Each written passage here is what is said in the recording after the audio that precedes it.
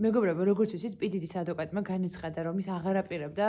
მის დაცვას და არანაირ გარემო პირობებში აღარ გააგრძელებდა ამ საქმის გარშემო ტრიალს. გამოიკვეთა, როგორც ვიცით, როგორც არის ჯერჯერობით ცნობილი, რომ გამოიკვეთა ახალი გარემოები იმასთან დაკავშირებით, რომ საქმეში არის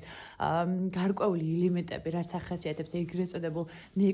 ნეკრომანსი, ესე ეწოდება, რაც გულისხმობს გარკვეულ შაუმაგიასთან კავშირს, მიცვალებულებთან დაკავშირებას, აქ შეიძლება იყოს საუბარი ამ მიცვალებულებთან დაკავშირებისთვის მსხვერპლ შეწირვის გამოყენებას და ასე შემდეგ.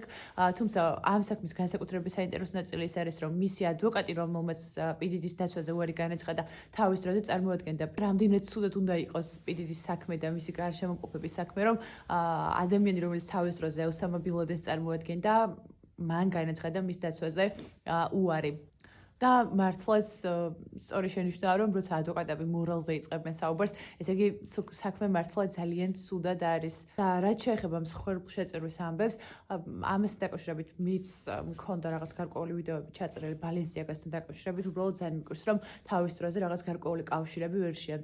ვერ შეამჩნიეს, თუნდაც იმ კუნძულთან დაკავშირებით, სადაც ეს ყველაფერი მიმდინარეობდა, ნუ თავის დროზე მაშინ ეს რა სკანდალებიც იყო, ამიტომ სრულად არ გამიკვირდება, რომ აი ამ მსხვერპლ შეწირვასთან რაღაც გარკვეული კავშირები არსებობდეს.